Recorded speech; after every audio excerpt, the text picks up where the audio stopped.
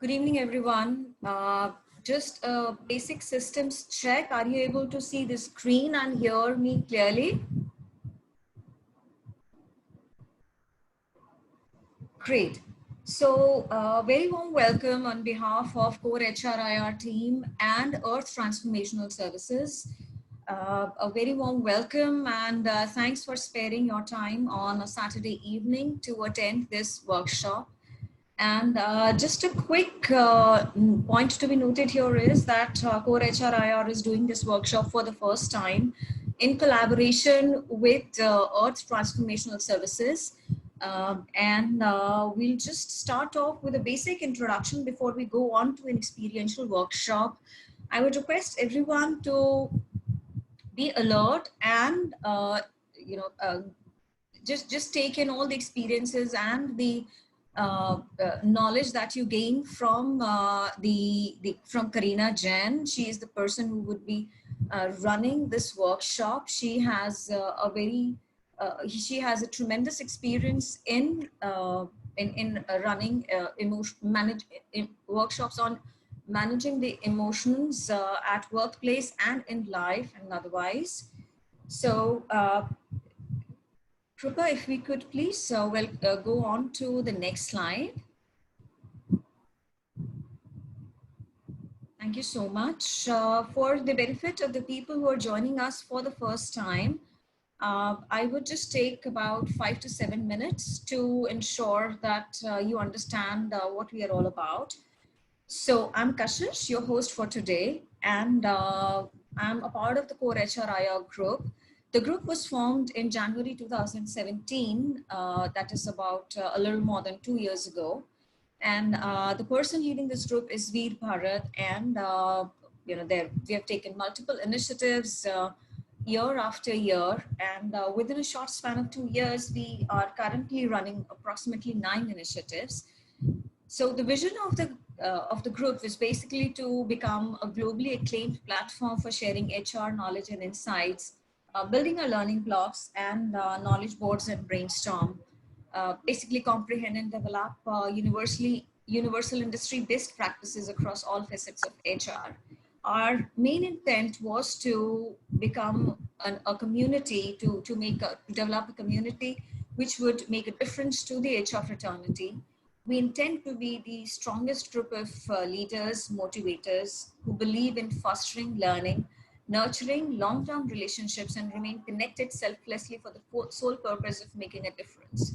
It is because of our aim and mission that we continue to find new ways and means, find more thought leaders, collaborate with different organizations to bring forth new experiences for you.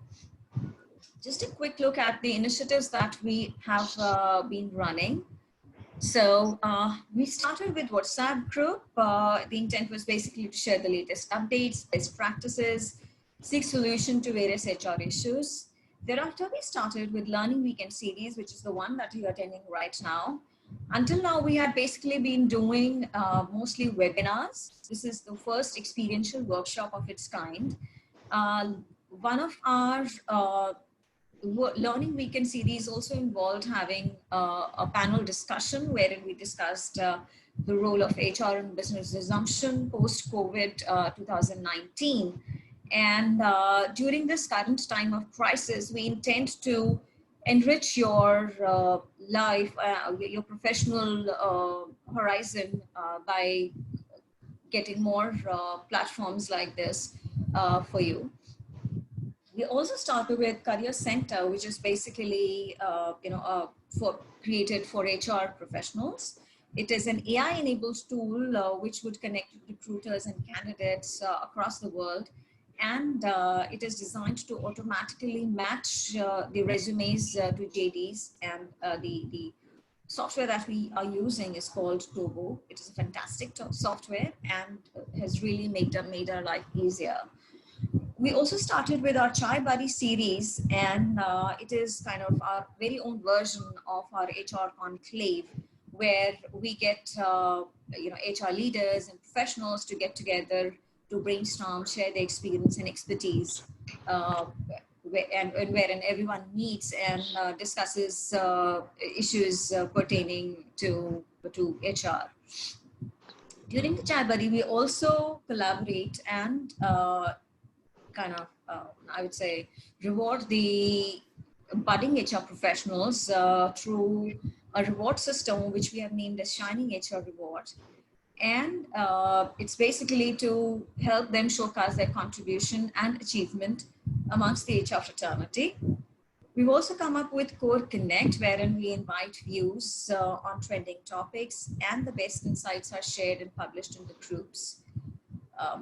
We also tied up with HRCI, which is an international HR certification body. And our last initiative was to make it most affordable for most deserving HR professionals.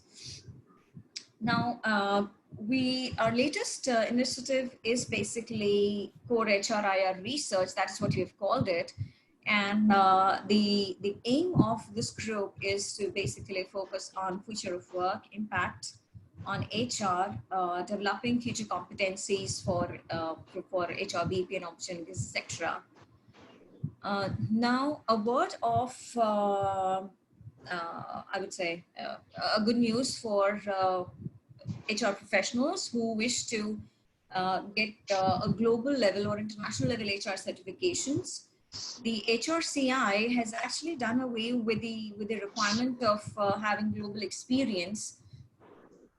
And now you don't need to have a global experience to go in for the HR certification. Kripa, it would help if we could go on to the next slide, so then we can show everybody the kind of certifications and people can get, the HR professionals can get. Can you have the next slide, please?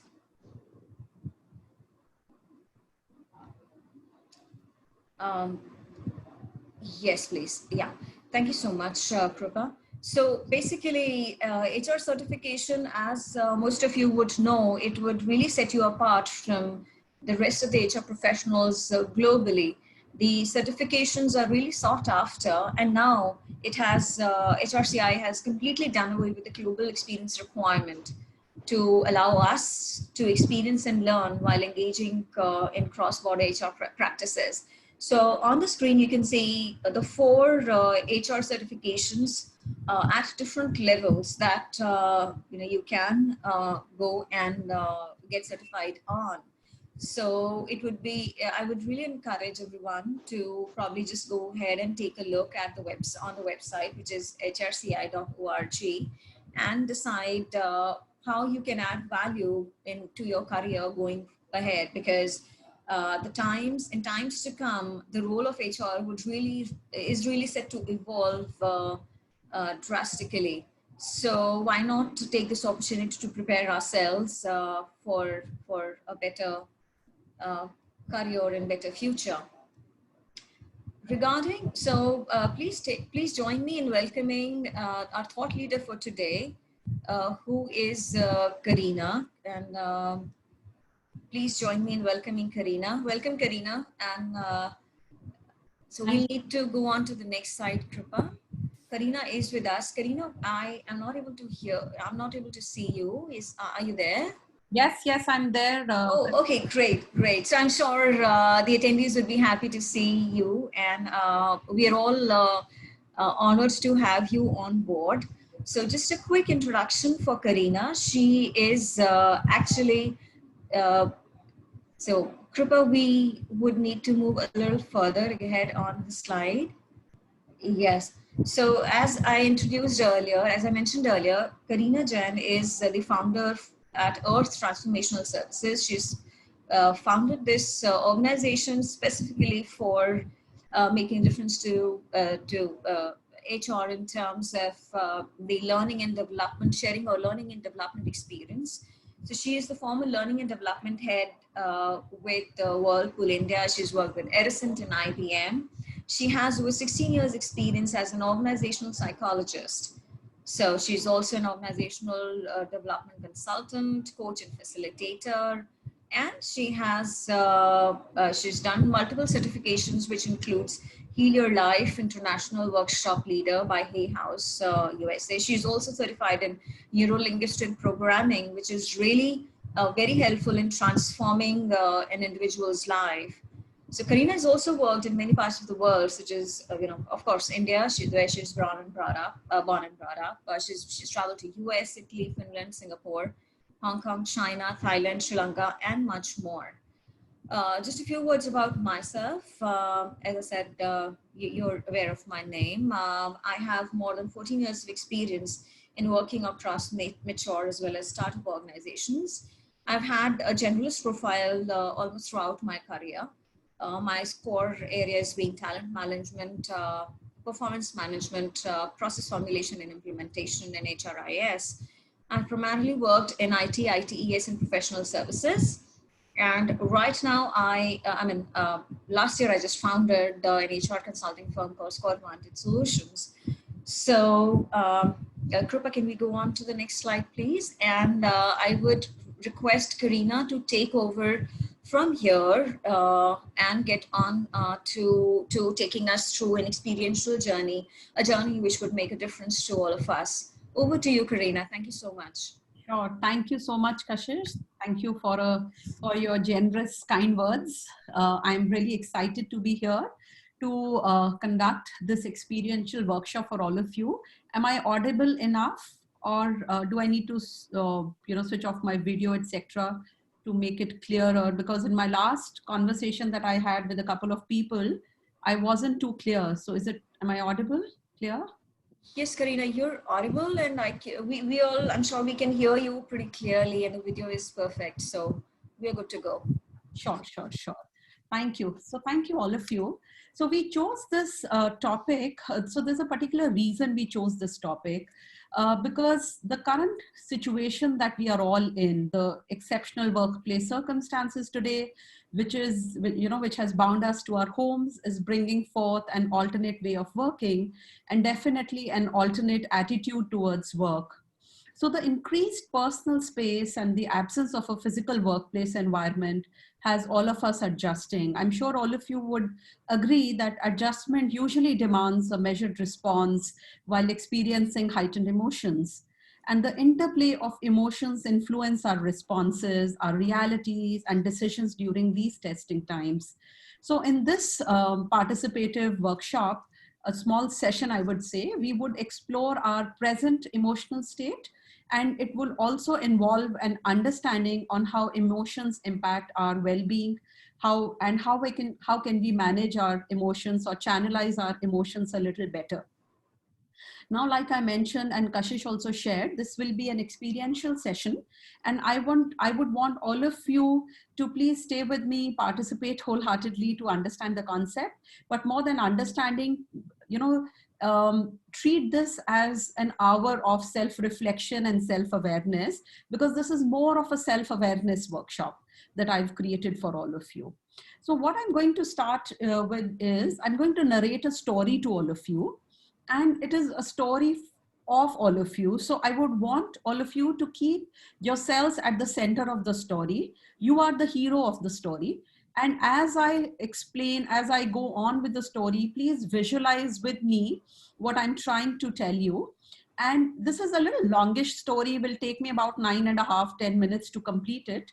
So please stay with me, please be patient, and please don't lose that train of thought. Just try to stay with me, because the next 1.5 hours is based on the story. So I'm going to take reference of this story while I facilitate the rest of the session.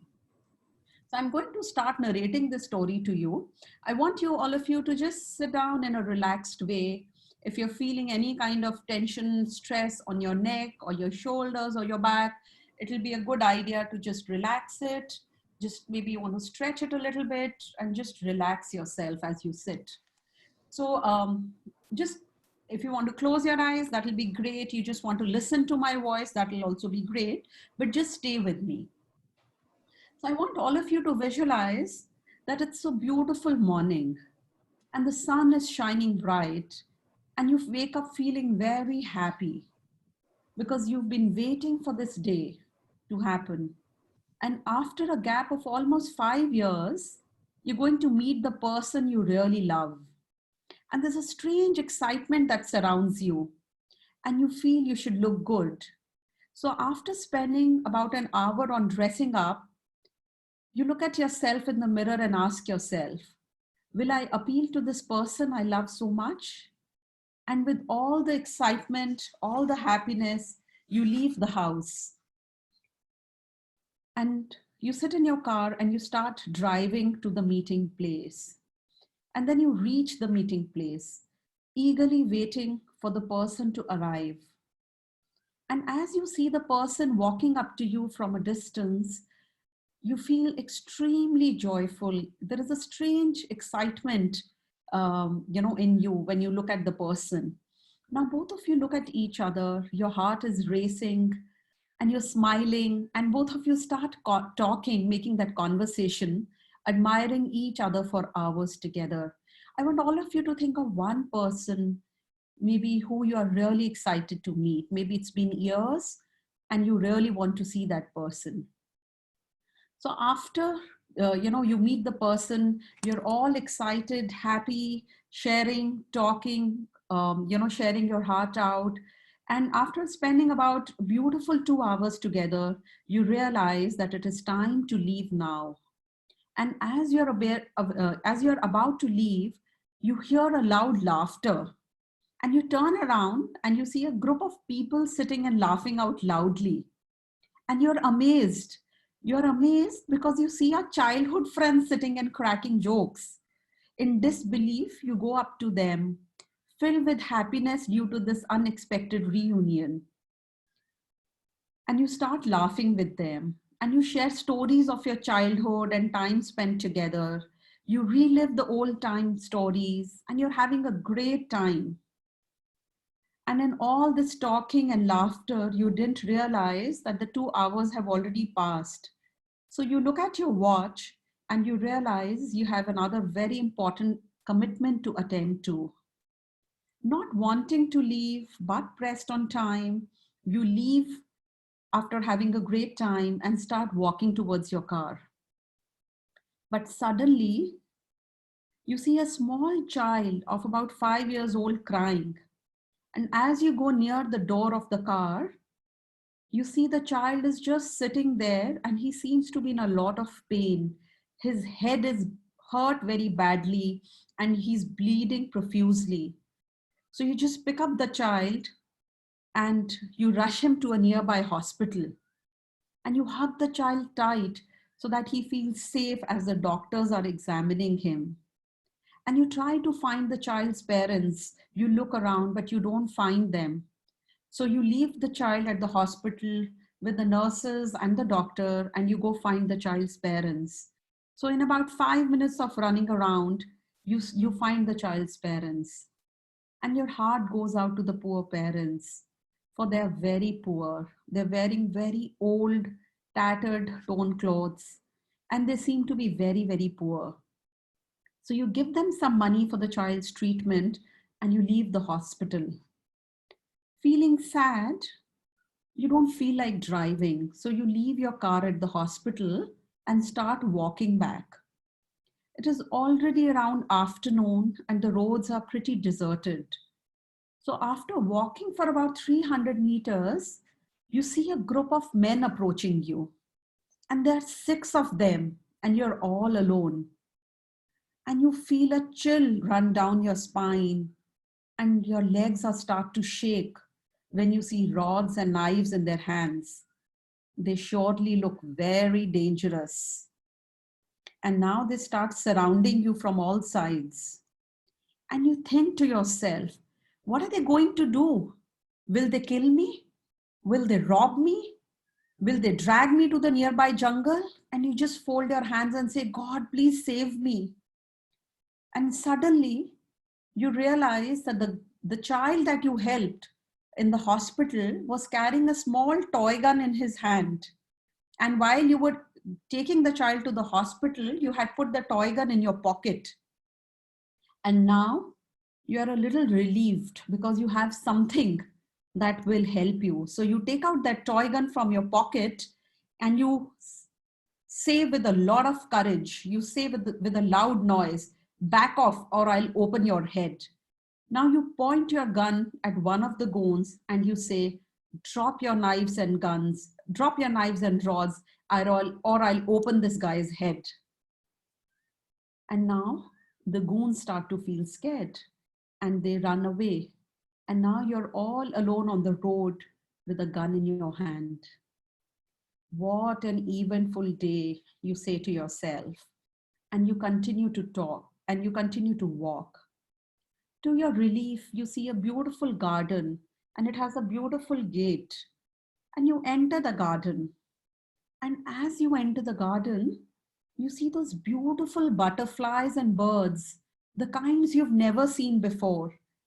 And they are of various colors. They're the kinds you've never seen, the colors you've never seen, the birds you've never seen, the butterflies you've never seen. And they look almost divine. And they're like treat to your eyes. And you're noticing that you're almost walking on a bed of flowers. They're really soft.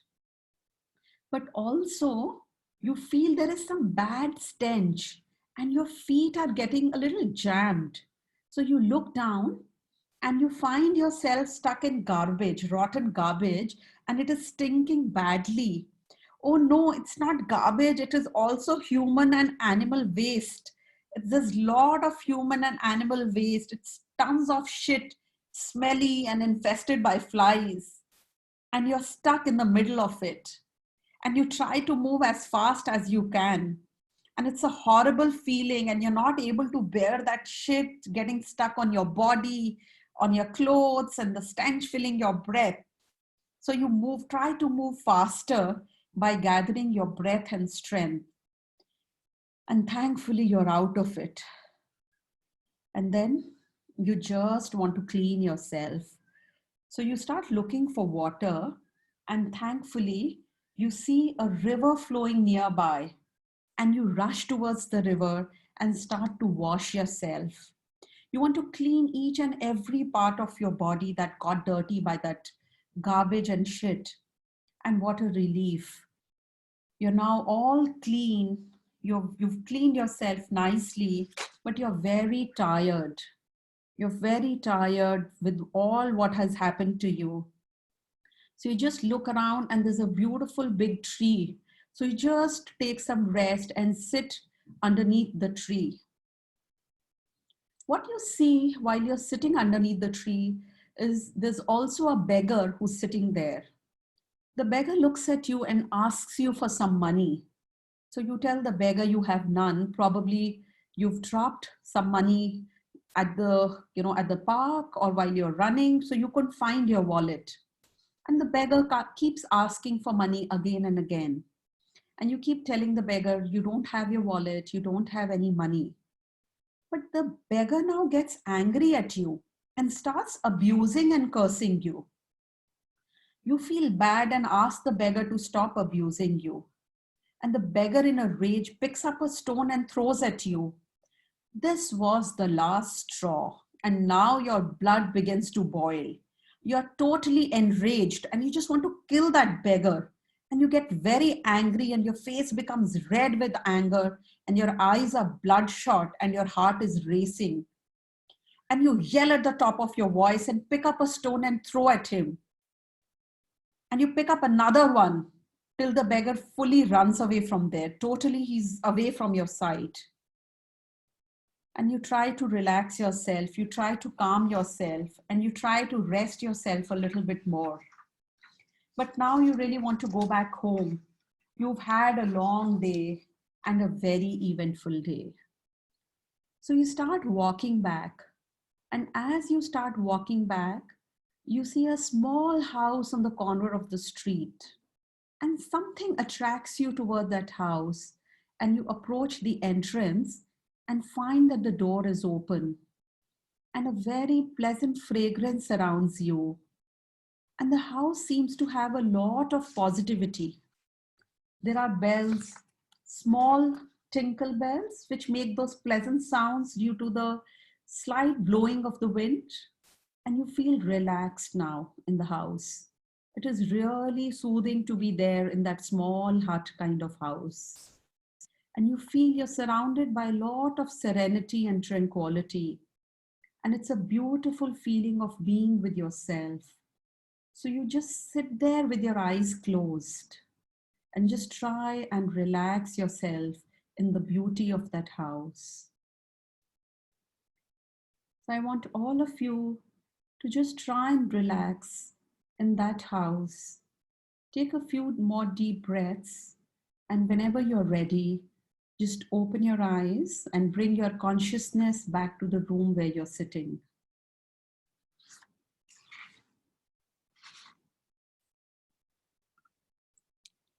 So I want to ask all of you, what feelings did the story evoke in all of you? We would really like to hear from you. If you were with me in the story, you were the hero of the story, and what feelings did it evoke in you?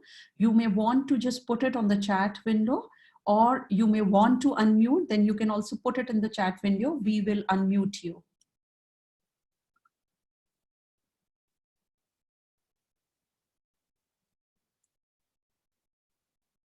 Okay, Gurvinder is saying mixed feelings. So Gurvinder, can you share those mixed feelings? What were those? Okay. So happy, sad, angry. Ganesh felt relaxed. So Vikram feels it. There were a lot of ups and downs. Okay. Yes, there were ups and downs. What else?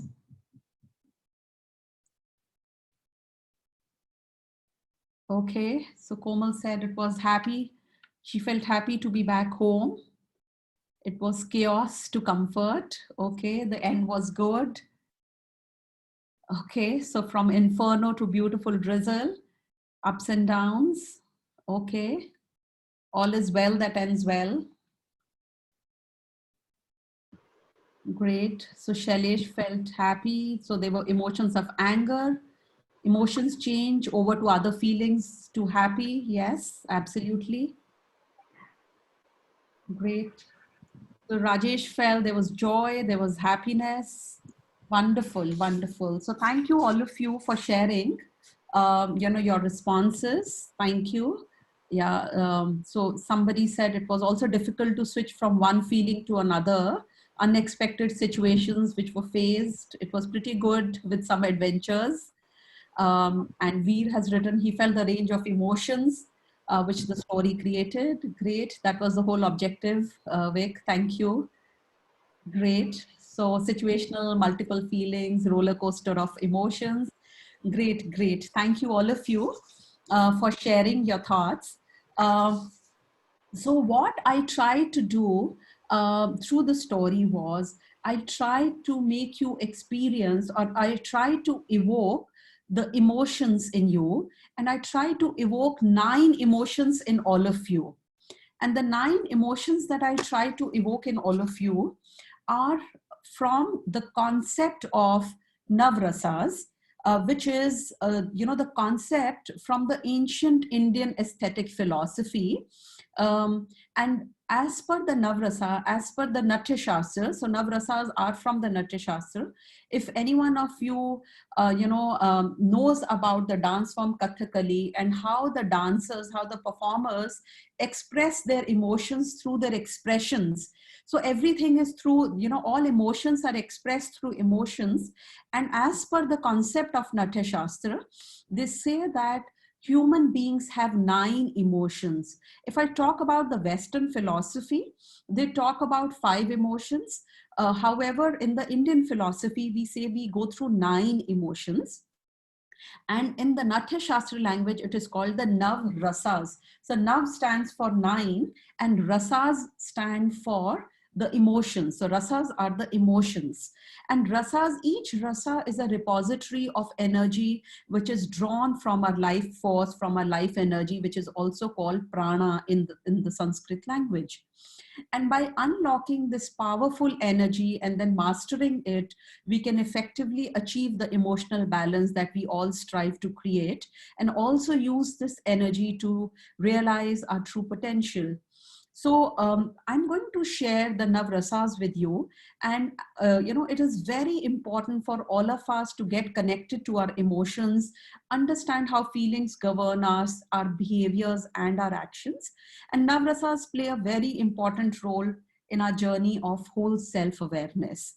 So in the story, when I was taking you through the story, when I said, okay, you're going to meet someone you really have been waiting to meet, and the first instance, the emotion that I try to evoke in you is an emotion of love, in which in Navrasa language, which in the Indian philosophy is also called Shringaram.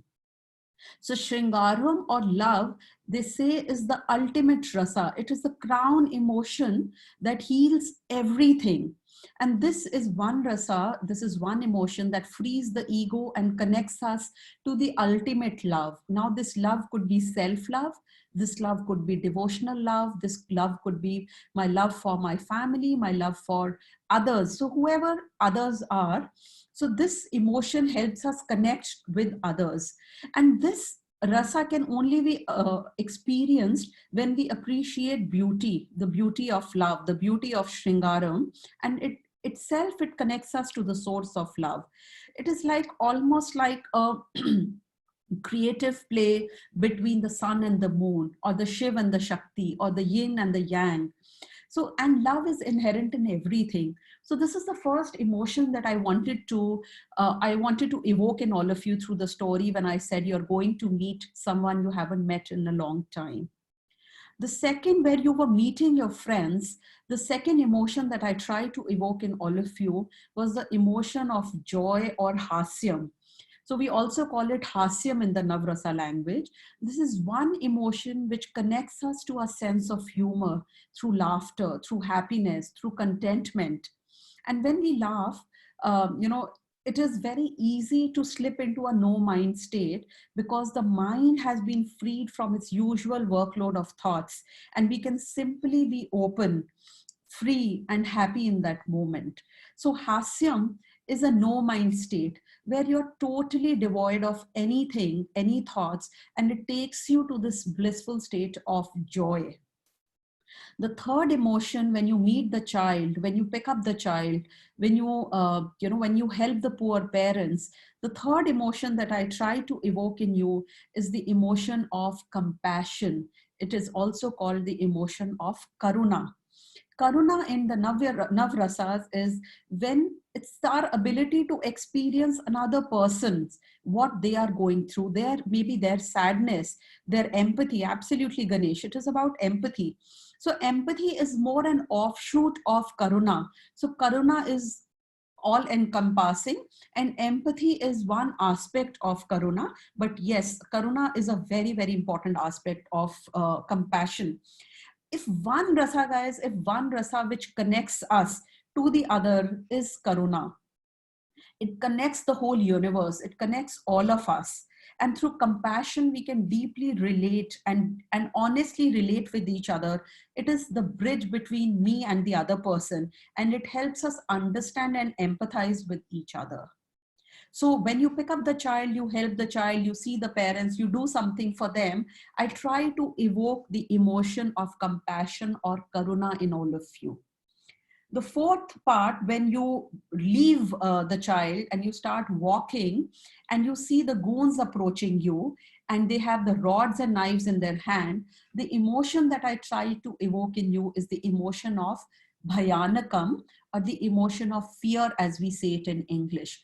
The emotion of fear is also about doubt. With emotion of bhayanakam or fear comes doubt, worry, insecurity. All these things are an offshoot of fear or bhayanakam. And this is one emotion which shuts us down completely. And bhayanakam can be overcome with inner strength. It can be overcome with truth. It can be overcome for the love of self. Or if you're, fearful for others, it can be overcome for your deepest love for the other person. So when I said, will they drag me? Will they take me to the jungle? Will they kidnap me? What will they do to me? They have knives and rods in their hand. I I try to evoke Bhayanakam, or the feeling of fear.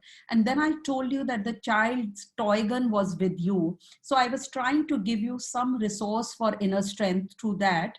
And the next emotion that that I try to evoke in all of you was an emotion of courage, or Viryam, wherein you stand tall in the center of the road and you tell the goons, back off or I'll open your head with a bullet. So that is the emotion I try to evoke in you. And then an offshoot of Viryam is bravery. It is confidence. It is determination. It is your self-assurance. So Viryam asserts itself when you call upon the warrior that lives inside you. So as per the concept of Navrasa, it says that all of us have that warrior inside you. Maybe you just have to call that warrior outside, and you have to call upon that warrior, which is very strong and vibrant. So this is what I try to evoke in you. The sixth emotion that I try to evoke in you: when you enter the garden, there were beautiful birds, butterflies, flowers, the kinds you've never seen before. It was almost divine to be there in that garden. It was a feeling of adbhutam, or it was a feeling of wonderment that I try to evoke in all of you. So adbhutam, or wonderment, is curiosity. It is the mystery. It is that awe which occurs when we become fascinated with the very idea of what exists. So adbhutam is a rasa of playfulness. It is a rasa of innocence. It is a rasa which you can experience or appreciate when you become an explorer, when you become an adventurer. It is a rasa of um, magic, right? So if there is too much magic, logic, if there is too much logic, magic won't happen. So I'll give you an example. So my brother has a small daughter, and sometime back on her birthday, we went to, there was a small magic show we had organized. And so my brother's daughter is about 4 years old, and all the kids were about 4 or 5 years old. And every time the magician pulled out one trick, the children would be in that awe, and they would go, wow, awesome, this is so nice, kitna maza aa raha hai. They were in so much awe of the whole magic trick. And I was standing there, and I exactly was trying to analyze what the magician is trying to do. And every time he would pull out a trick, I would say, oh, he's doing that. And later I analyze, when I was reflecting, I realized that in the whole applying logic of everything, I just missed out on the magic of the whole thing. So adbhutam can only happen when there is a feeling of experiencing the magic, when you go beyond logic to experience what magic is. So when you when you are in the garden and you're in that wonderment of those beautiful birds and butterflies, I made you go through that horrible experience of getting stuck in the garbage and rotten garbage and shit and human waste. And I could see expressions of some of you, and I could exactly see Sarvanan getting really disgusted. And that was the emotion of disgust that I tried to evoke in all of you. So this is the next emotion, which is an emotion of disgust. Disgust is one emotion or one rasa which characterizes the judgmental mind. And only by cultivating loving kindness can we appease vibhatsam or disgust. So this is one emotion which gives us the difference between right and wrong, good and bad. So like, garbage and human waste, that it is very filthy, it is something dirty, so you have disgust for that. So this is one emotion which brings in judgment. We are judging, this is right, this is wrong, this is good, this is bad. So this is an emotion of judgment, that what vibhatsam brings. The next emotion that I try to evoke in all of you, when when you see the beggar and you clean yourself and you sit below the tree, and the beggar starts abusing you, cursing you because you're not able to give money to him, is the emotion of anger, which is also called Rodram. So Rodram as an emotion is when, it's when you actually get into a fire mode. And if I have to tell you one emotion that you need to respect and honor, I would say it is an emotion of anger, because one moment of anger can destroy a lifetime of good merit. So have respect for anger. And when anger isn't honored, it can bring up irritation. It can bring about violence. It can bring about frustration. It can bring about hatred. So it's important for all of us to allow anger to happen, to feel the anger. Maybe you don't want to take any action that moment. So we confuse anger with the actions that we, how we manage or how we channelize or how we action that particular emotion. So anger is not bad. It is maybe how we respond to anger sometimes that impacts us.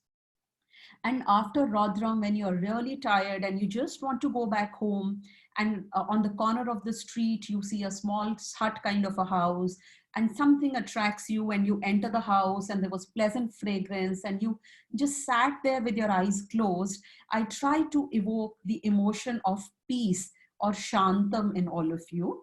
This emotion or this rasa is reflected in deep calmness and relaxation. It is when we become still, quiet, and we are at peace. We are so full that we are empty of everything else, and there is only peace. And peace or shantam can be felt only from within. So, guys, these were the 9 emotions that I tried to evoke in all of you through this story of Navrasas. So, I'll take a pause here. And if you have anything that you want me to answer, you can maybe put on the chat window. Okay. Okay. So with this, we will move ahead. What we're going to do next is okay. So Vikram is saying I could be a little slow. Vikram, sure, I'll ensure that I'll be a little slow. So what we're going to do next is we will try and connect to our own emotional state. So Gurvinder is asking how Viryam is different from Rodram. So Gurvinder, a lot of people get confused between Viryam and Rodram. Rodram is when you get angry, and Viryam is that whole courage. When you stand up for what you believe in, when you stand up for your own self. The guy, when he stood in the center to save himself, he wasn't angry, he was saving himself. He was he gathered all his inner strength. He was fearful. From that fear, he gathered his strength to save himself, and he used his presence of mind, and he used that gun. Whereas with the beggar, he started throwing stones at him. He started shouting. His blood started to boil. So there is a difference between anger and Viryam. Viryam brings in that vibrancy. It brings in that valor in you. Anger cannot be confused with Viryam, because anger is like fire. Anger is when, when you are in that moment, anger is one emotion which shuts almost everything for you, right? So Viryam is for your own betterment, for harnessing that hero in you. And anger or Rodram is when you externalize it a lot of times, when you feel angry, when you feel that fire inside you. So that there is a lot of difference between the two and how we channelize the two. So what we are going to do next is we will look at maybe our own emotions. So Kripa, if you can move to the next slide. So we will get connected to our own emotional state. So ladies and gentlemen, there is a website called menti.com, which is MENTICOM. So please, on your phones, all of you, please pick up your phone. On your phone, we want all of you to go to menti.com. It will ask you for a code, and you can put the code 208930. Put that code and answer the first question which is on the screen. Which rasas are you experiencing from the last 4 to 5 weeks since you've been in the lockdown? So it's very simple. The moment you go to menti.com, just put the code and you can answer this question, and we will get a live poll. So Arpana, the code, the website and code is on my screen. If you can see my screen, it is on my screen, MENTI. menty.com and the code is 20839. Kripa, can you also type it on the chat window maybe?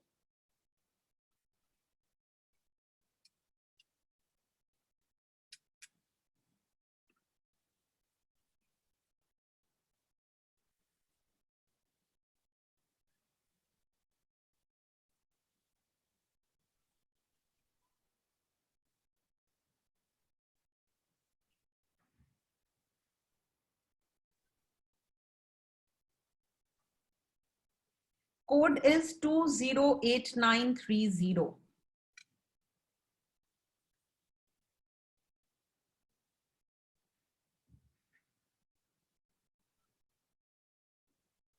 Ganesh, I hope you got the code. You asked on the chat window. It is 208930.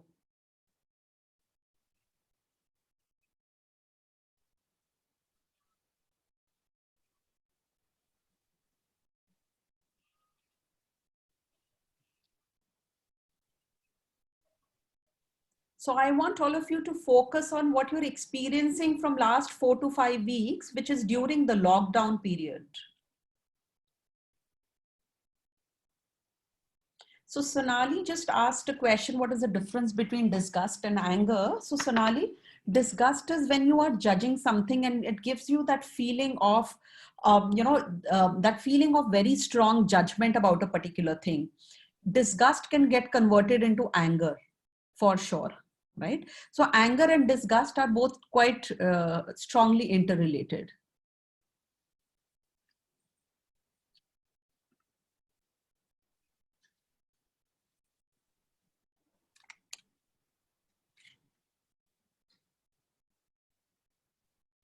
Okay, can we request all of you to please share if you have not already shared?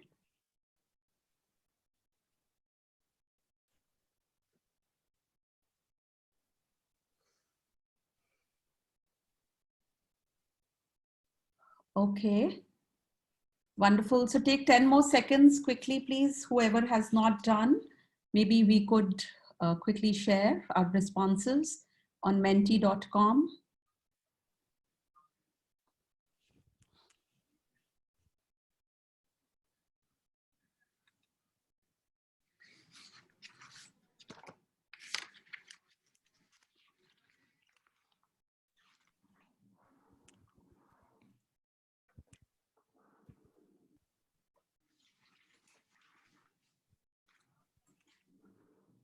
Okay.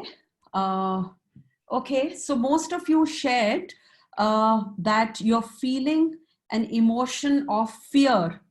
So most of you feel that the emotion, so that has the highest response. 23 people shared that the feeling of fear is the highest during this lockdown period, right?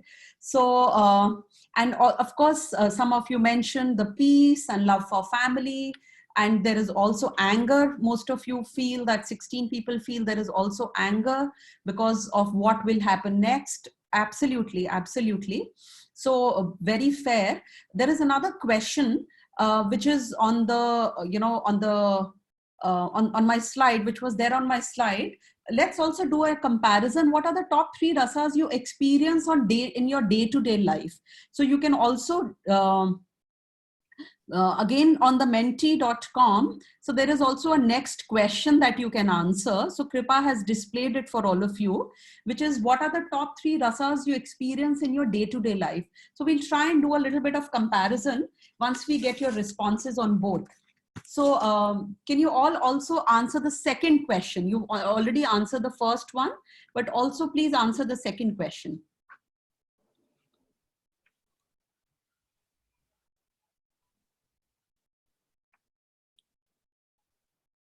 The top 3 emotions that you feel.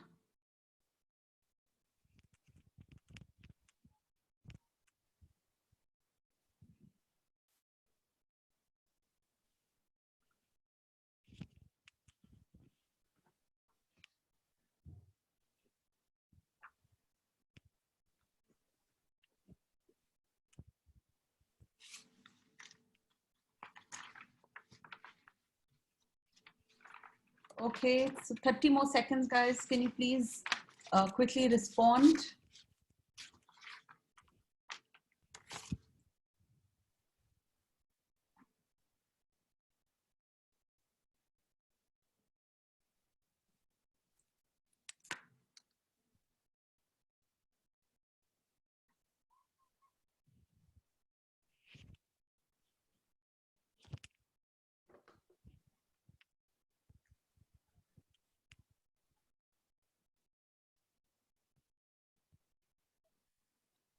Okay, can you, so people who have not responded, it's increasing, the numbers. Can you quickly respond, please?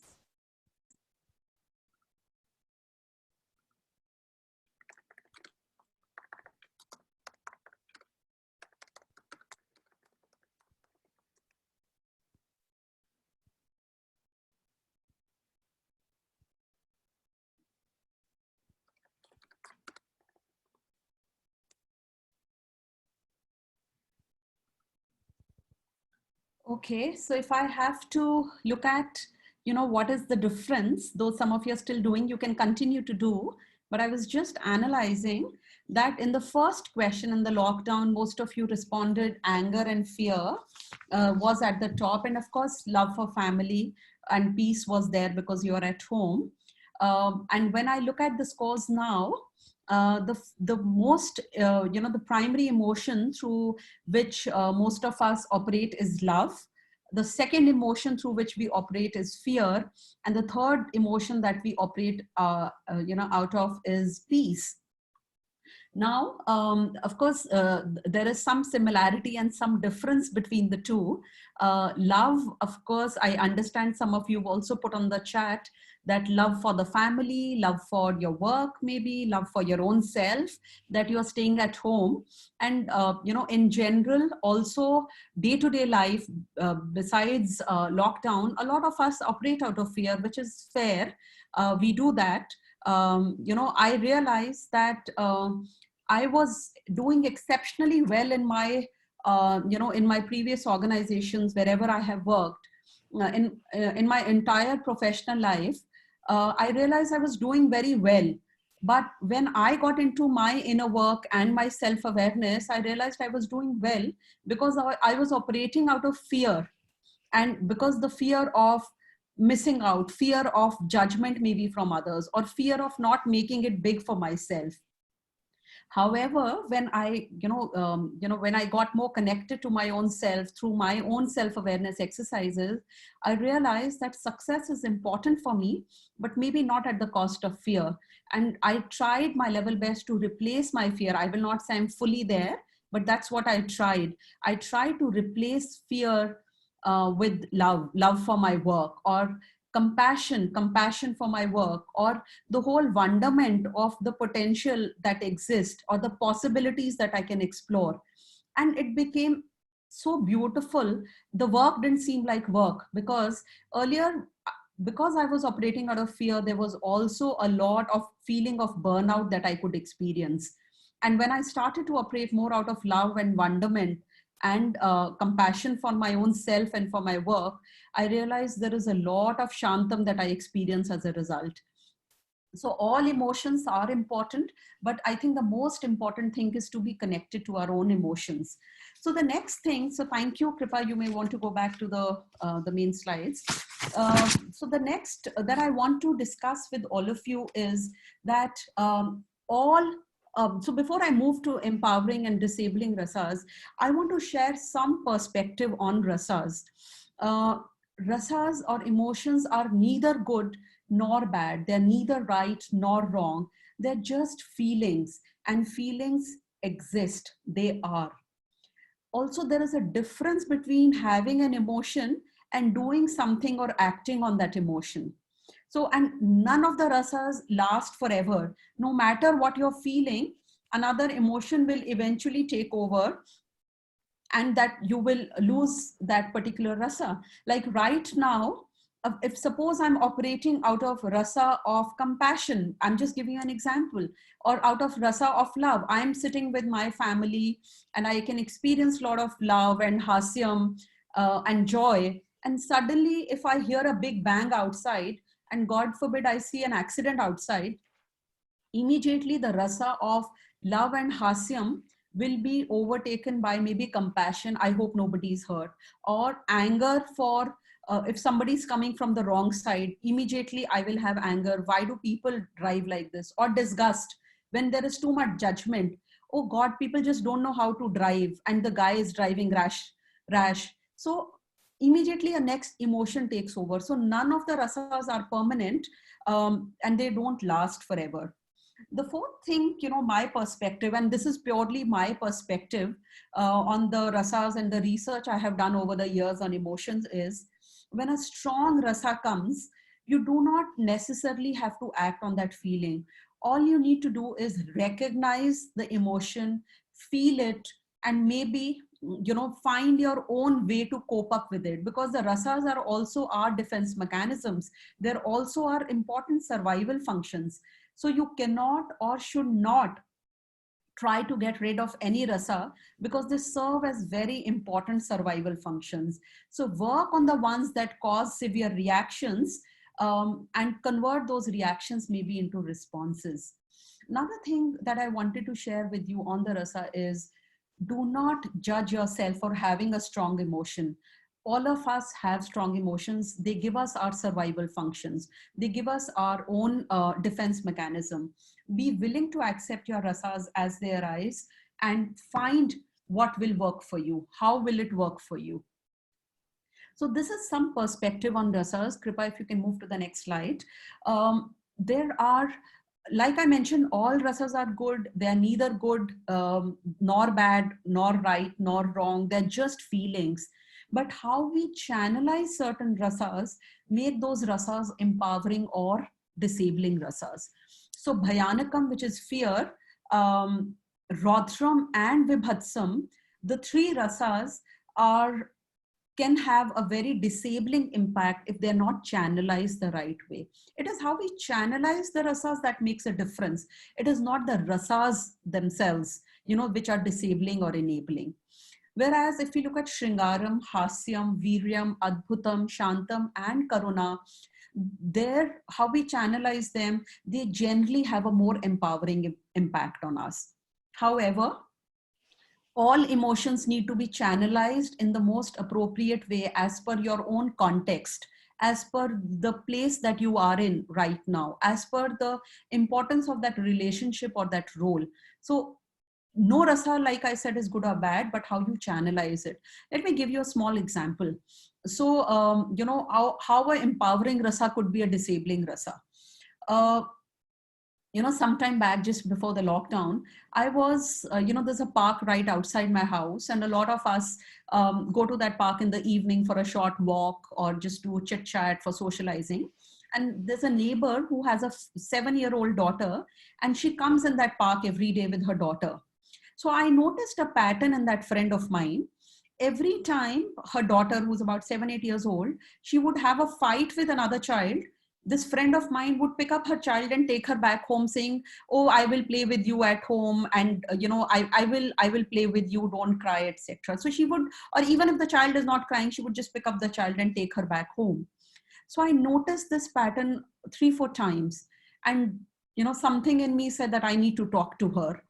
So I asked that friend of mine, and I said, so her name is Swati. So I said, Swati, every time I see that, your daughter has a fight or any kind of unpleasantness with the other child, you pick her up and you take her back home. So she said, yeah, because I feel, I can't see my daughter suffering, and my love for her is too much, or the compassion, karuna for the child was too much. That's what I noticed. And then I made a conversation, a heart-to-heart conversation with her. And I told her, what I feel every time when your child goes through this experience, you pick up the child and you leave, with the child loses out on the opportunity to stand for herself. The child loses the opportunity to believe in herself. The child loses the opportunity to harness her courage, her way of understanding and working or playing with other children. And she was quiet. She said, no, but that is not the intention.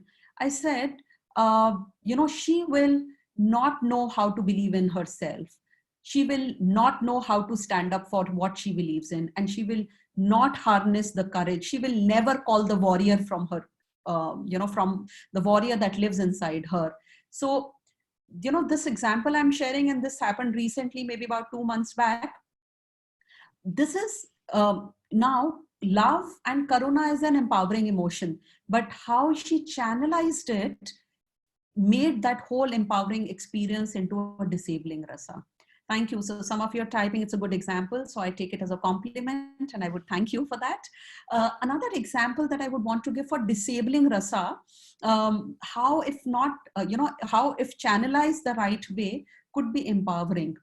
So, one day, this is also about 3-4 months back, I live in Gurgaon and I live on the Golf Course Extension Road. So some of the areas around the Golf Course Extension Road are still a little deserted when it gets dark. So there's a lot of construction work going on over there. So one day I was driving back from a meeting and it was about 8:39 at night. So I was just about to reach my house and I saw about 10-12-year-old girl walking on the road. And then I saw a person of about 40-45 years, maybe, middle-aged man, 50 years maybe. He was on a bike and he just crossed her 2-3 times. And I noticed that because I was also driving very slowly. And I noticed that there is something wrong. And this guy, the gentleman, I should not call him a gentleman, the man was trying to tease or was trying, maybe, wanted to molest the girl. And the feeling was of disgust was so high. And Sonali, you had asked the question, are Vibhastam and Rodram different? The Vibhatsam, the whole judgment about how could you do that to another person, and that too to a child of 10 or 12 years old. The Vibhatsam, the judgment was so strong about this is wrong. And that converted into Rodram, anger. And I just stopped my car and I just drove to that guy and I stopped him. And I told this guy, I'm going to call the police right now because you're trying to molest a small child and you're trying to, maybe if I wasn't there, you would have abused her or something. And I was very assertive, very loud. And I had my phone in my hand and I was about to call the police. At least I threatened him. And he immediately ran away from there. So emotion is not disabling or empowering. It is how we channelize it. So an anger and Vibhatsam is equally important. If we are not able to feel an emotion of Rodram and Vibhatsam, we will never be able to segregate the right and wrong. We will never be able to understand what we need to stand for. What is that is important, for me. The society will not have its morals. The society will not have its rules and regulations if we do not operate of Rodram or Vibhatsam. If we do not have fear of the coronavirus, we will never stay at home. It's very important. So the fear is helping us, channelize the emotion really, we are channelizing the emotion of fear really well to our benefit. So right now, we do not want people to be Viryam, practicing Viryam and courage. We want people to be practicing Viryam to overcome their emotions, but not go out in the public place and, going and meeting others. Or it's okay to have certain disgust or anger, but it is very important to channelize it in the right way. So this is what, I wanted to share on the empowering and disabling rasas. I will move ahead from here. And we will do another short reflection exercise. However, we will not have time to maybe fully reflect here, but we will use the chat window to maybe share some of our responses. So these are two very important, pertinent questions that I want all of you to reflect on. What actions do you think might trigger or cause the rasas to arise in you? So first, get a little more connected to what are your rasas and which rasas do you operate from.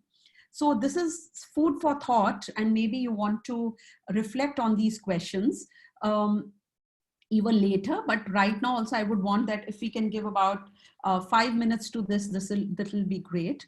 And what price do you think you are paying for underusing or overusing certain rasas. So I gave you that example of a friend of mine, of Swati, who was maybe overusing her rasa of love and compassion, and which is leading to the child underusing a certain rasa of courage, right?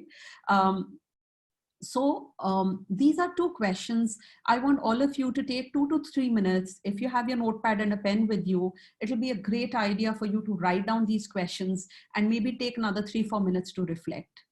And then you can post it on the chat window and we can discuss.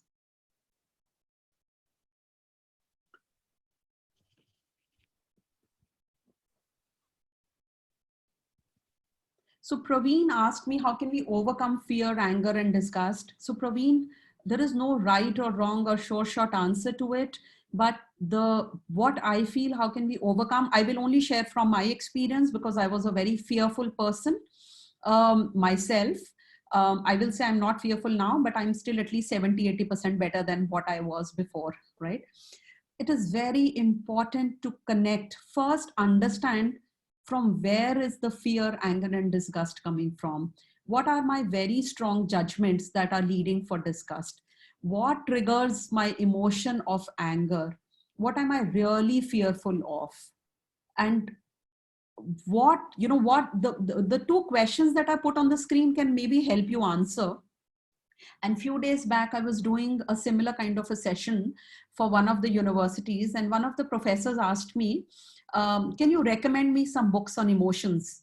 So I told him, Professor, you can read as many books, and I have a big library at my own place of books and a lot on emotions as well. But I feel no book would help. It's the whole piece of introspection, going deep within to understand your own fears. What triggers? What are my fears all about? Where are they arising from? My own anger, what triggers? Where is it arising from? What is that I'm not addressing that is causing me to get angry? And why am I so judgmental if it is bringing an emotion of disgust over and over again? First is awareness. Second is acceptance. So first have that awareness, have that acceptance that I am fearful, I am angry as a person most of the times, I have the fear of, I have disgust. Third is action it. Find out your triggers and start working on it. So there is no answer to overcoming it. So I hope I've answered your question to some extent, Praveen. So if you've, the rest of you, if you've reflected, I would request you to, if you can just put some of your answers. Especially the second one, what price do you think you're paying for underusing or overusing certain rasas? Yes, Shishir, rasas changes from person to person. It's a result of our beliefs, what we hold, what do we value, our upbringing, our society, how we viewed the world. All these contribute to the rasas, what we experience. What I experience, you may not experience that. Right? Or what you experience, someone else may not experience that.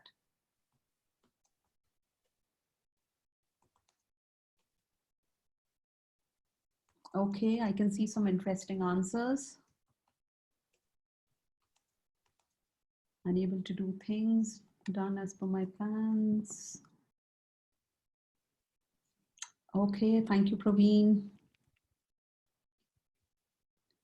Great. So I can see some very interesting insights. Definitely, right? Operating from fear or insecurity. So Vikram, maybe you want to understand why are you operating from that fear or insecurity? What is causing that fear or insecurity? Or Praveen said, operating from joy. That's wonderful. But if you're overusing joy, are you also underusing certain emotions, or are you paying some price for underusing certain emotions? Right? So where is that fear or insecurity coming from? Even if there is lack of self-confidence, where is that lack coming from? Can you write down all your answers on a piece of paper? That will be great. I would be very happy to answer your queries even after this workshop. I will put my email ID on the chat window before we end. And definitely, if you have more questions, you want to make a conversation, we can fix up time. We can definitely get in touch, and I'll also put my phone number. on the chat. If you want to do a deeper discussion, Vikram or anyone, please feel free to get in touch with me. Okay, fear or insecurity. Okay, so I see a lot of answers here. So maybe, so guys, please keep these two questions with you and use this as your food for thought on what actions do you think trigger or might cause the rasas to arise, and what price do you think you're paying for overusing or underusing certain rasas. But more than this, it's very important for you to realize what are your primary emotions, what are the top 3 emotions you're operating out of, and what are the top 3 or bottom 3 emotions you're not using at all. So that would definitely really help you in getting connected more to yourself. So I think we'll move ahead. Kripa, can you move to the next slide? Now, a very important question, which most of you were also asking: how can I, manage, or how can I overcome fear? How can I work on my insecurities, etc.? So channelizing the rasa. So first, so I'll just do a quick recap for all of us. The first aspect, the first half an hour, almost, I focused on helping you understand the rasa through the story and through the whole concept of Navrasa. The next almost half an hour, we focused on getting connected through some, questions on Mentimeter and what you answered. So that is the next step. First was more awareness, and knowledge and awareness. And now we will also try and see how can we channelize the rasas better. So there's a disclaimer, there is no short answer for that, because for every person it is different. It is as per your context, as per, the kind of beliefs that you hold, because emotions are an outcome of what you believe in. If you believe the world is a very cruel place, you will operate out of fear of, you will operate out of emotions of fear or emotions of disgust. If you operate out of a mindset that everything is happening for my highest good, I am safe at my place, or I am safe, I am taking care of my health, you will operate out of a different emotion of maybe peace or maybe compassion for yourself and for others. So it depends largely on the beliefs that you hold. But if I have to at least give some tips in today's session on how do we channelize the rasas, I would say that channelize in all 4 dimensions of you. So human beings have 4 dimensions: dimension of body, mind, heart, and soul. So this is what our dimensions are. So channelize your rasas at all 4 dimensions. For your body, there are 3 aspects of the body to channelize the rasa. The first is the aspect of movement. Are you exercising enough? Are you are you moving around enough? Because you are at home. When you are in a sedentary lifestyle, the chances are very high that you will have heightened emotions, because the stress level increases, the cortisol in the blood increases, and it can lead to higher amount of feeling more stress, right? Or more fear in your body. So channelizing the rasa at the body involves taking care of your physical health, maybe 60 minutes of exercise every day, maybe any kind of yoga, any kind of stretching, any kind of functional training for your body. If you realize, if you're feeling too stressed, you will feel there is some amount of tension that you feel in your neck, in your back area, because the stress, the fear, the anxieties, stress, all these things causes tension in the muscles and causes tension in the body. So this is the first emotion. This is the first dimension of body, which is the physical dimension, which is the movement. The second dimension is eating. What are you eating depends. So largely what you eat makes a lot of difference on what you feel. If you're like, we are in the lockdown, there is restricted movement. We are not moving around too much. So is my food proportionate to my movement? Or am I eating the same quantity of food that I was eating before the lockdown as well? What kind of food am I eating? What am I putting inside my stomach makes a lot of difference on my stress levels, on my overall feeling of emotions. The third aspect of body is sleep. So sleep is the biggest immunity booster. And I'm saying all these things because I've done my Doctor of Naturopathy, and this subject is very close to my heart. So I thought I will also bring it here. So sleep is the biggest immunity booster. So because we are all in the lockdown, maybe we are not sleeping. A lot of us are not following a pattern of sleeping on time and getting up on time. So maybe we are sleeping late because we are saving on the commuting time. We are getting up late, taking bath late. So have a routine, because all these things have an impact on how you feel about your own self, right? So first dimension is body. The second dimension that I want to focus on is your mind. So it's very important to channelize the mind, channelize the emotions through the dimension of mind. It's a great idea of whatever fears, insecurities, doubts, or any kind of um, emotions that you have, which are disempowering you in any way. Maybe you want to segregate them into what are in my circle of control, what can I control, what are in my circle of out of control. There is a virus outside. The work has stopped for a lot of people. I cannot go out. Is it in my control? No. Can I just park it in my out of control and tell my mind this is not in my control, so please stop worrying about it? And things which you can influence. Influence is somewhere between circle of control and circle of out of control. They're directly not in my control, but I can definitely influence them somehow. So if we can do that mind exercise for our emotions, write down whatever is, whatever I'm feeling on a day-to-day basis, and put them into various circles. It will help us channelize the emotions in a much better manner. Second thing for your mind that you can do is read maybe more positive literature, or maybe do things, get into more intelligent conversations which are intellectually stimulating for you. Because otherwise, we are all the time, we are just discussing about things which are, right now not happening for our highest good, which is like, a lot of work has stopped, a lot of people are unwell, and you start worrying on your well-being as well. The fourth thing about mind that I want to tell you is, please stop watching how many people have died and how many people are, in the hospital. It's not a cricket score that you need to follow. Maybe you want to watch it once in a day, in the daytime, anytime, but please do not keep watching news. And especially, to be very honest, I feel averse. I've started almost feeling aversive to how much they shout on the news channel to tell you how many people have died. It's almost, it gets very difficult. It has a very negative impact. Definitely it creates, a lot of disturbance in the mind. So even if you have to watch the news, maybe watch it for 5, 7, 10 minutes in the daytime, and not after 7. Because whatever you sleep with just before what you do, just before sleeping, has a deep impact on your sleeping pattern.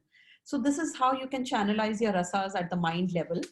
And this is not only for lockdown, otherwise as well. The heart level. So this is the third dimension. It is not in any order. I'm just saying in one order. The third dimension is the heart. So heart is, to work on your heart, it is very important to invest in your relationships.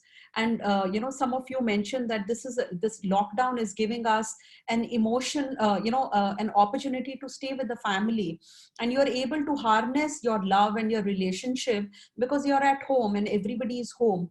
So how are you utilizing that, this time frame to harness your relationships, to strengthen your relationship? So at the heart level, maybe investing more in your relationship. And there's a very beautiful concept by Dr. Stephen Covey of emotional bank account. He says, like we have a regular bank account, we also have an emotional bank account with people.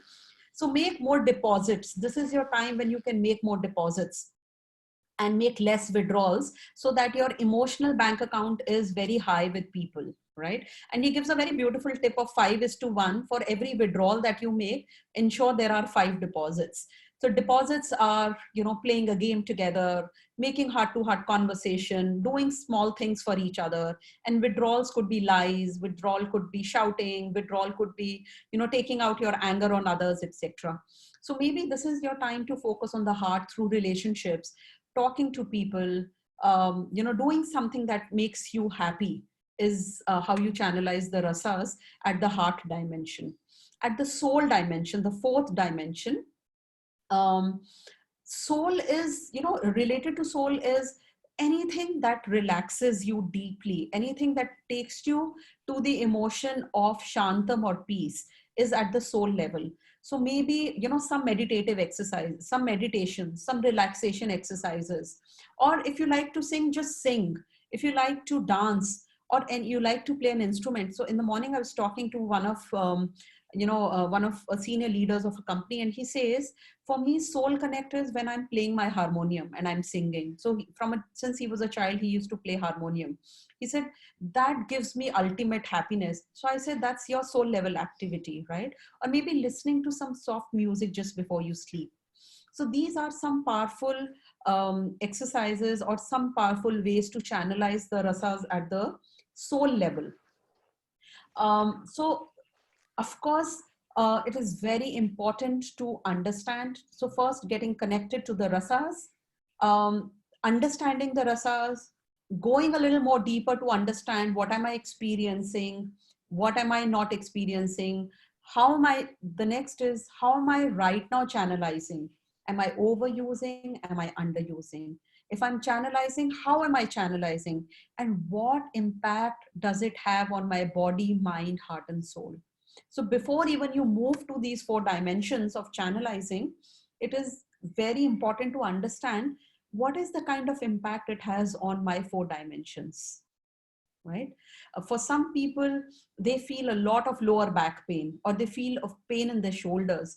So all the pain that we experience in our body, or all the physical ailments, are a manifestation of our thoughts. They are, and the thoughts are, thoughts have a direct correlation to what I'm feeling and what I believe in.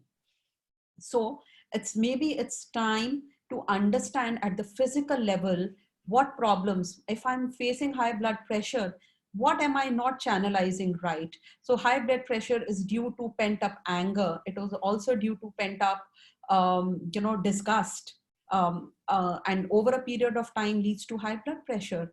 Or for that matter, all autoimmune disorders, they are because of not not claiming some of your emotions and believing that I'm not good enough. So where are these emotions coming from is another very important aspect I think all of us need to introspect. So these were my 2 cents on the rasas, the navrasas, and the emotion. I will, Kashish, with your permission, can we open the forum for questions? Maybe people can type on the chat, and maybe we can pick up. Sure. Yeah, thanks, Karina. Thanks for such a wonderful session. We already have some questions which came in during the time of registration. However, if somebody has any questions, any live questions, we can take them up first, and then I can put forth some questions from the registration. Sure. So Shishir is asking, is it possible that we have 2 rasas on same time or same situation? Absolutely, Shishir. Absolutely. You can definitely have 2 rasas. So like when I started the person, so I felt, it was a mix. And while I was taking you guys through it, I also had a lot of revelations. And I was also in my mind able to visualize a lot of it.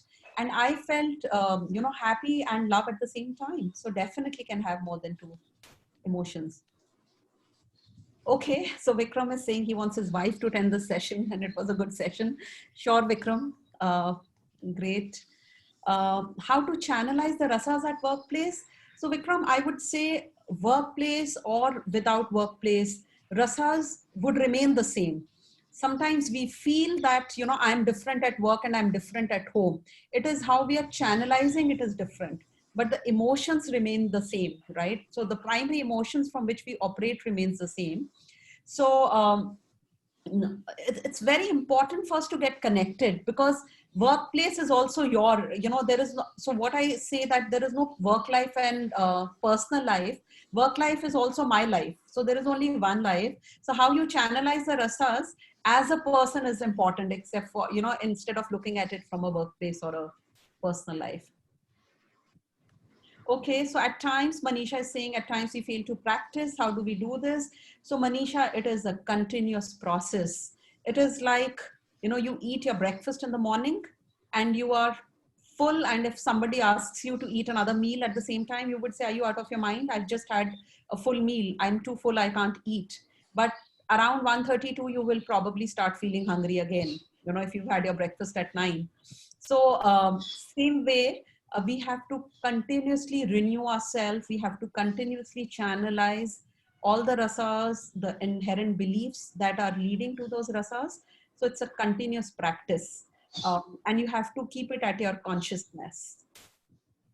There is another dimension of yoga, and Rahul is asking what all rasas does yoga help in? So yoga is an amazing way, Rahul, to channelize the rasas. If you are into yoga, there is an asana called Veerbhadrasana.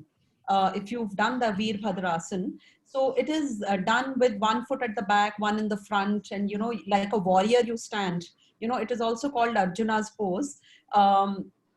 So Veerbhadra Asana harnesses, you know, courage. It helps you become more courageous, right? And there are different asanas which bring in more joy. So Sadhguru also does some yoga. It is called Nad Yoga, Nada. Kashish, if you want to type it on the chat window, Nada, Nada Yoga. Nada Yoga is for joy. So it brings in a lot of joy. So it takes about 6-7 minutes. And it's a practice of Om by, you know, breaking it into A, U, and Ma. And you do it 7 times, right? So this is an amazing way to harness joy, to experience joy. The same way yoga really helps. And more than anything, it brings out the balance in you. And with more balance, you will be able to channelize the rasas in a more balanced way, right? So Karina, we have some questions from the registration. This is more connected to the workplace, these questions. Sure. And Gurvinder, I think, who's also a part of this session right now. So Gurvinder is asking, emotions and logics, both are contrasting to each other. So how do you strike a balance? Okay, so emotions and logic. So, so Gurvinder, maybe, you know, it is coming from your belief that these are, you know, they are contrasting. First of all, that they are not contrasting. Like in our Indian context, whoever becomes fat, we say healthy ho gaya. So it is not healthy. You know, becoming fat is probably not healthy, but it is in our language, we say the person has become healthy. Same way, you know, if somebody is feeling a certain emotion, maybe you know, crying at a workplace, or maybe is yelling at the workplace, we say this person is very emotional. So we, you know, we have started using the word emotional in a very, you know, in a very negative way. It has started to bring in a negative connotation, whereas it is not a negative word. We are just, you know, it's very important to channelize the emotions with logic or without logic. Is a very different question. So emotions and logic are not at two different ends. With logic, you harness the emotions and you channelize the emotions as per the context and as per the situation. If you see an elderly person shouting, you would get angry. But if you see a 3-year-old shouting out of joy while watching TV or while playing, probably it will give a smile on your face. Oh my God, look at the way the child is enjoying himself or herself. So it is always as per the logic you give to your emotions. So these are not different, and they, you know, through logic you harness the emotions. Sure. Thanks, Karina, for taking that up. Now, the next question, I'll combine two questions into one. These are basically in context to the remote working environment that we have. Mm-hmm. So one is, one aspect is how do you maintain a psychological connect? Basically, I think what the person means is an emotional connect with the employees while remotely working. And the second section of this question would be how can you balance emotional intelligence when you have virtual connect options? So basically, you know, balancing emotional intelligence and striking a connection, basically emotional connection with employees while remotely working. So, so who's asked this question, Kashish? Can I know the name so that I can address it? So, Raghunandan and Rashmi Mansharamani. Okay. So Rashmi and Raghunandan, emotions. So maybe we don't want to use the word balance too much. Maybe we want to use the word harness and channelizing, because if you notice, whenever you're trying to balance something, you're always in fear that what will happen if I go on the either side. If you see if you've ever crossed a very narrow bridge and you were trying to balance, so when you're doing a balancing act, it brings up some kind of fear and it brings up some kind of anxiety. So I would use the word channelize here more than the balance, right? First. Second, very important, I would again take it back to self. First, understand your own emotions. How do I operate?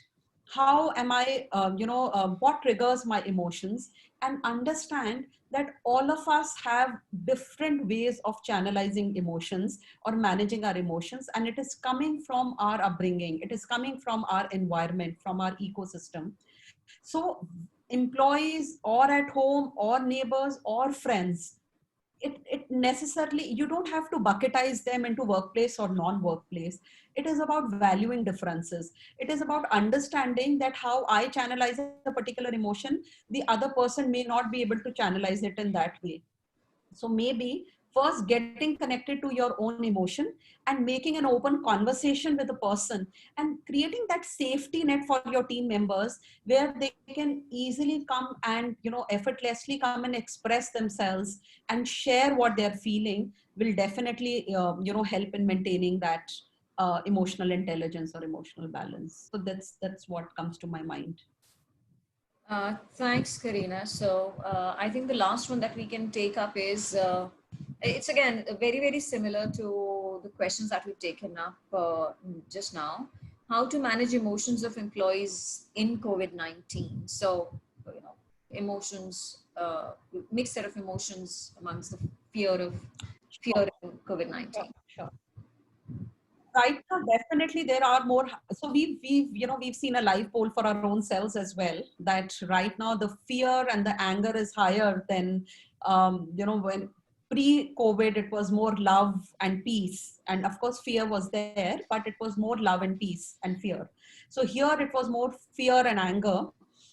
So definitely, a lot of times we need a place, a safe place to open up. We need a heart to heart conversation. And managing emotions, if a person is feeling angry, and if a person is feeling insecure, maybe making that person talk, help him or her talk out. And if you could do this exercise of circle of control, out of control, and circle of influence, and make the person maybe do some journaling, maybe writing, helping a person write a gratitude journal. What are you really grateful for? It takes away, immediately the emotion of fear gets converted into an emotion of love for self or compassion or courage. So maybe helping the person first, but it is very important for people to talk it out. So offer them that safety net that they're able to talk out. Second, help them segregate it into the three circles, write it down, how can they influence, what are their action plans, what is triggering it, and maybe then, also what are you feeling grateful for, so that a more disempowering emotion gets overtaken by a more empowering emotion. So this is, that's what I could think of, Kashish, for now, for this particular question. Thanks, Karina.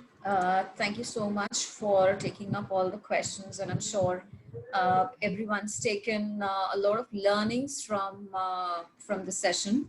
So just before we close, I would just like to express a word of thanks from on behalf of Core HRIR team. So thank you everyone for attending this session and making it a very successful and interactive one. Thanks to all our mentors and the team members, the group members who have supported us all this while.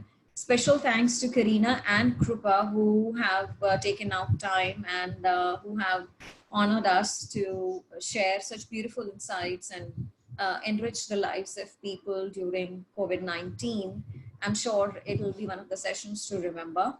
So thanks to the Core HRIR team again, and thank you everyone. Have a wonderful Sunday ahead and a fearless lockdown time. Take care. And have a good Thank you, Kashish. Thank you for providing me this opportunity. Yeah, it was wonderful interacting with all of you. And I've put my phone number. At any time you want to get in touch with me, discuss, share, please feel free to do that. I would be very happy to receive phone calls and emails from all of you. I've also put my phone number and my email ID in the chat window. So you can maybe, you want to note it down if you think I can be of any help or support to all of you. So thank you so much. All of you have a great day. Thanks, Karina. Thank you, everyone. Thanks, Shubha. Bye-bye. Bye-bye.